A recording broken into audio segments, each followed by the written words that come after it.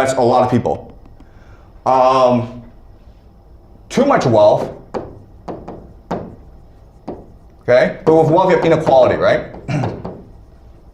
And then you have high technology. This high technology means that every woman who gives birth will not die.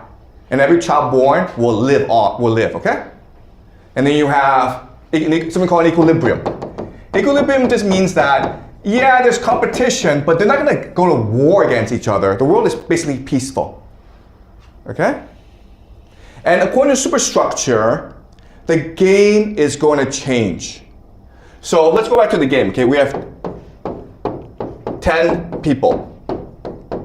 In a low population, poor society, guess what? They're not gonna date. What they're gonna do is, they might get married, but they're gonna have sex with each other. Why? Because as a woman, the only way to ensure that your child survives is if all the men in the village want to protect and nurture the child. And they will do that if they believe that the child could be theirs, okay? So the woman will maybe have a husband, but the woman will also choose to sleep with other men to disguise paternity. Does it make sense? So there's no dating, there's just lots and lots of sex in order to maintain social cohesion, okay? Now, in a superstructure number 2, there's no dating either.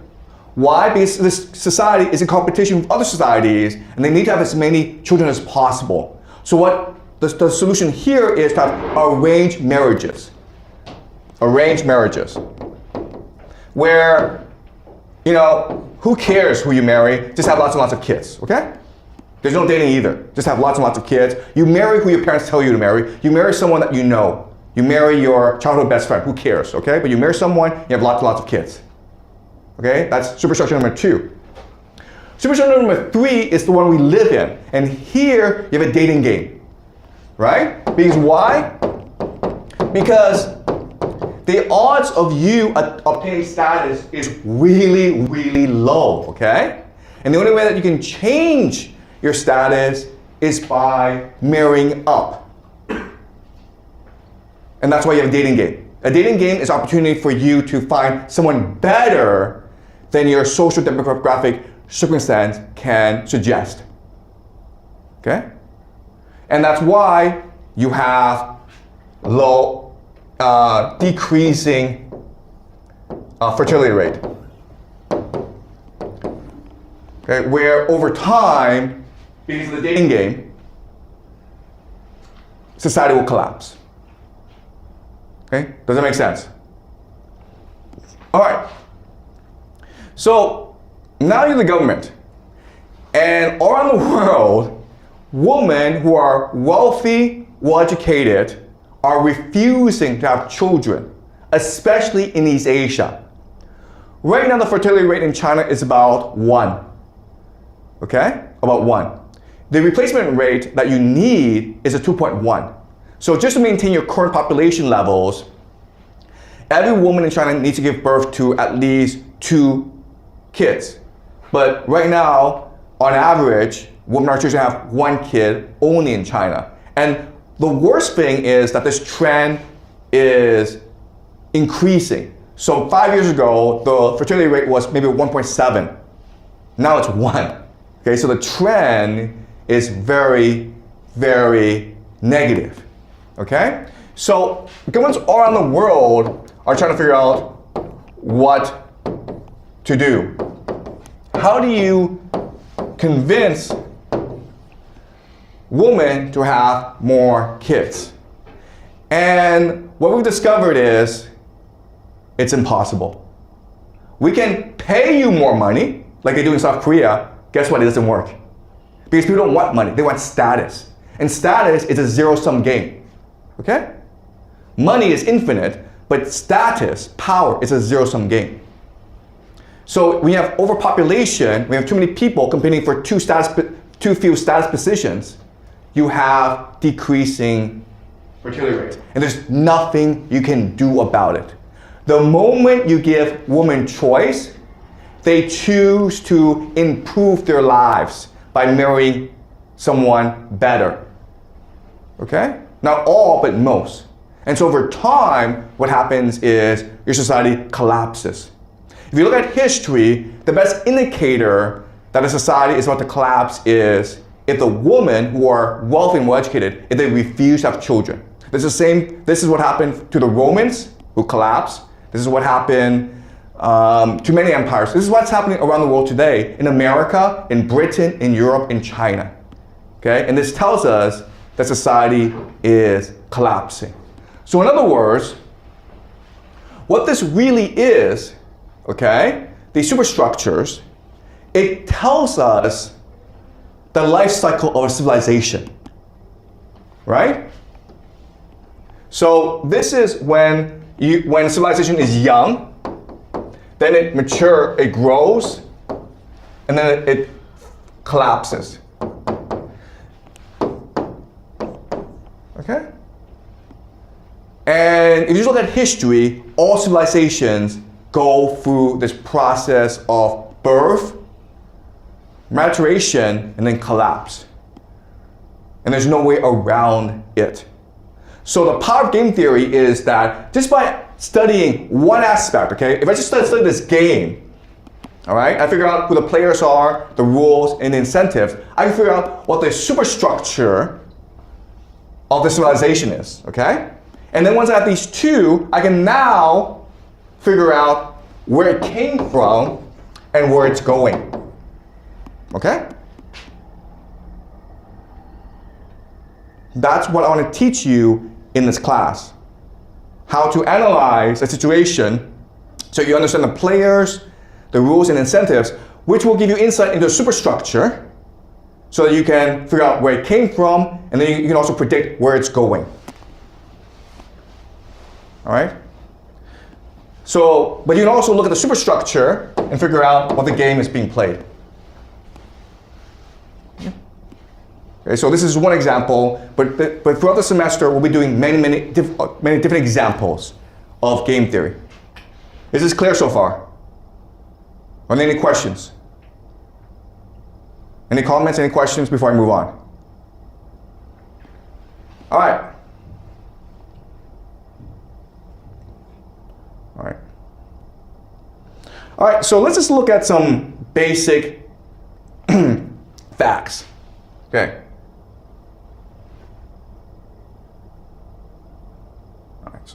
All right, this is a map of the world, okay? As you can see, okay, so the color scheme is this. The red is where the population, the society has an above replacement fertility rate, okay, so above 2.1. If it's dark red, like here in the middle of Africa, it's 6 to 7, or 6 above, okay? And why is it that the case? Because Africa is in a situation where it is a growing society with middling tech, so a lot of people die, lots of competition, so to survive, families have to give birth to a lot of kids, okay? They have no choice in the matter. But then you move to the rest of the world, okay? So this is North America, Europe, and East Asia, the three wealthiest parts of the world. And guess what? The fertility rate is collapsing because now we've entered the end game where it is overpopulation, too much wealth, so too much inequality. And so women are forced to pick the best possible mate or not have children at all.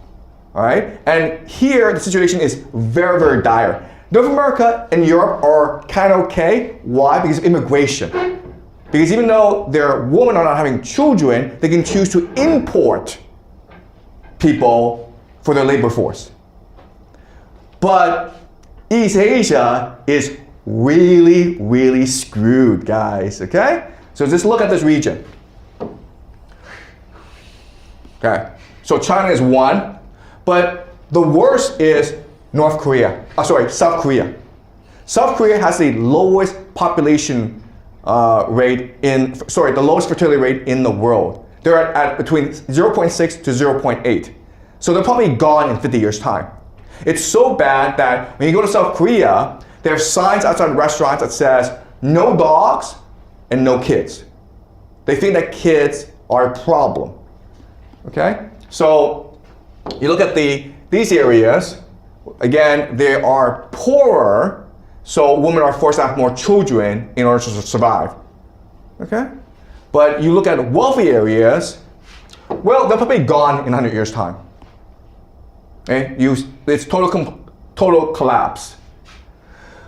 The solution that governments are choosing right now is to import immigrants. Okay? So these are the trends right now. And it's causing a lot of disruption in society because, guess what, guys?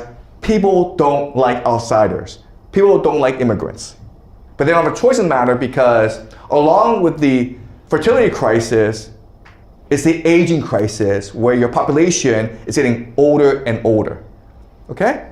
So the world is not that simple. If you want to know who will rule the world in 100 years' time, just figure out in which society do wealthy, well-educated women choose to have children. And then that society will rule the world. Okay? It's that simple, right? Well, unfortunately, if you do it that way, you get a really, really disturbing answer. Okay? So this is per capita GDP, okay? So how much people make. All right? So obviously, if you're 0, you're very poor. And if you move to over here, you're very wealthy. Okay? So the United States is the wealthiest society in the world, right? Sure, we can understand that. Then this is the fertility rate, which tells us how many children women have on average. Okay, so again, 2.1 is replacement rate. Okay, 2.1 is replacement rate. So the United States is actually below replacement rate, but the United States doesn't really care because it can import immigrants. Okay, China is probably around here somewhere. Okay. Angola is up here, but it's poor. So what this map tells us is a country that is most likely to be dominant for the next 50 years is this country, Israel. Okay? It is the only wealthy, Western, high-tech society in which women choose to have more than 2 kids. Okay, this is what game theory teaches us. And yeah, I know there are people who are like, yeah, but Israel, it has 9 million people. And it's in the middle of a desert. And everyone hates Israel. I understand that. Thank you very much, okay? I understand that. But if you just analyze how the game works, okay? If you just look at it objectively from a game theory perspective, you are forced to conclude that Israel right now has the major advantage over everyone else. Now, it is possible that societies will change the fertility rate as the world changes, okay? But I'm saying that given the current state of things, Israel, their growth trajectory is very, very high. But then the question then is, okay, why is it that Israel, they are different from everyone else? And the answer is because the world hates them, okay? Because they think they are different from everyone else and they must unite together to survive. So in Israel, fertility is status, okay? If you are a woman and you give birth to a lot of kids, that means that you love Israel.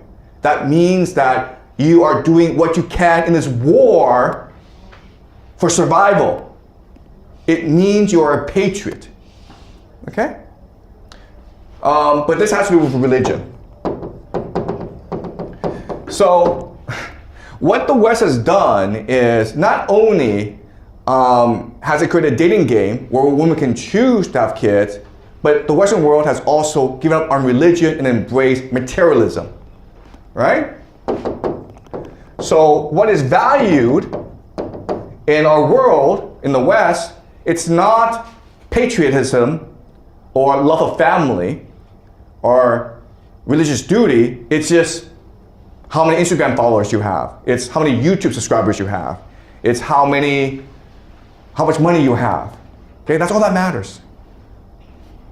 So given the current state of events, it's very hard for the Western world and really for China to survive for the next 50 years, okay?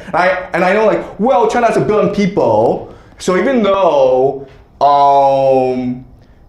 you know, we're only giving birth to 10 million kids a year, we'll still be around for a long, long time, okay? So at this rate, by 2100, China will be at a population of about 600 million. That's still a lot of people, man.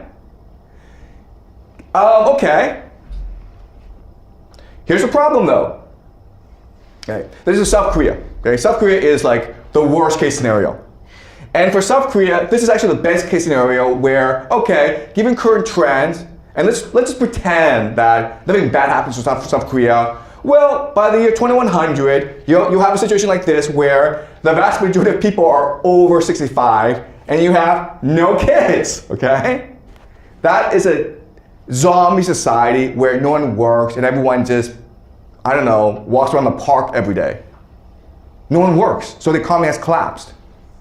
Okay, so look at this trend where we are now in here, okay, where the majority, it's still a working population, which is good, you need that for the economy, but by the time you hit 2040, okay, you've got this huge dependency and a